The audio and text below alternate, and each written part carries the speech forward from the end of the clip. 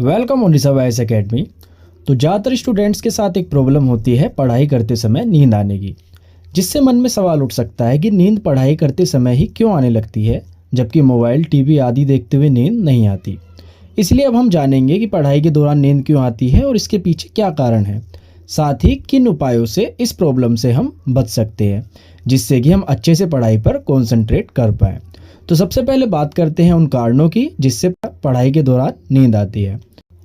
अगर आप 24 घंटे में 7 से 8 घंटे की नींद नहीं ले रहे हैं तो ये समस्या होगी ही, क्योंकि नींद भी शरीर के लिए उतनी ही ज़रूरी है जितना कि भोजन करना और पानी पीना। तो अगर आपकी नींद पूरी नहीं होती है तो आपके शरीर में आलस बना रह सकता है। फिर पढ़ाई के दौरान हमारा शरीर आराम की मुद्रा में होता है और आँखों पर ज़्यादा दबाव पड़ता है, जिससे आँखों की मांसपेशियाँ थक जाती हैं और आँख बंद करने की ज़रूरत महसूस होने लगती है और नींद आने लगती है। फिर अगला कारण है पढ़ने की गलत आदतें, जैसे लेट के पढ़ना, बेड पर बैठ के पढ़ना। इससे भी नींद आने के चांस ज़्यादा होते हैं। फिर जो आपके पढ़ने का टाइम है, यदि उससे पहले आप ज़्यादा हैवी डाइट लेते हैं तो बॉडी की एनर्जी उसे पचाने में लग जाती है, जिससे दिमाग भी प्रॉपर फोकस नहीं कर पाता और नींद आने लगती है।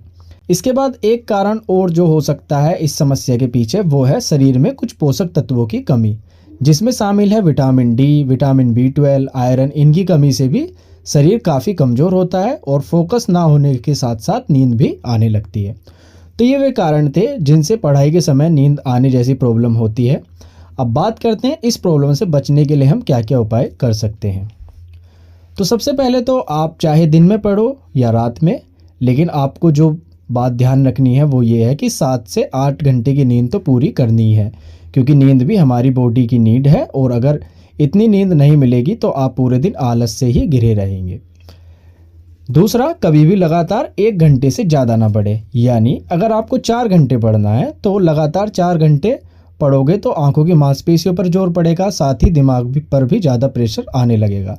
तो आप ऐसा कर सकते हैं कि 1 घंटे पढ़ें और फिर 5 से 10 मिनट का ब्रेक लें और फिर वापस पढ़ने बैठ जाएं, जिससे आप तरोताज़ा रहेंगे और लंबे समय तक पढ़ पाएंगे।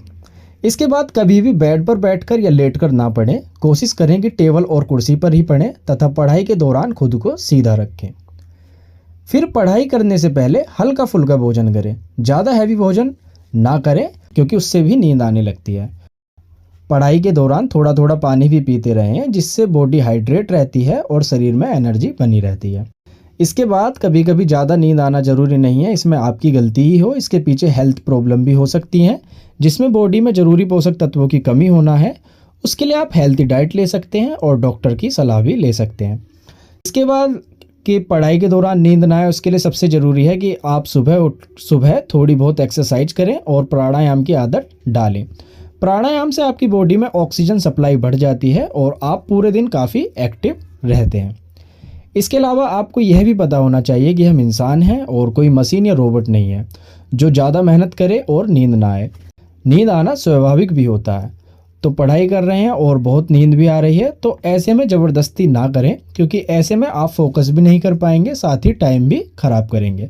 तो ज़रूरी है कि ज़्यादा नींद आए तो आप 15 मिनट या आधे घंटे तक का पावर नैप लें, जिसके बाद आप और अच्छे से कॉन्सेंट्रेट कर पाएंगे।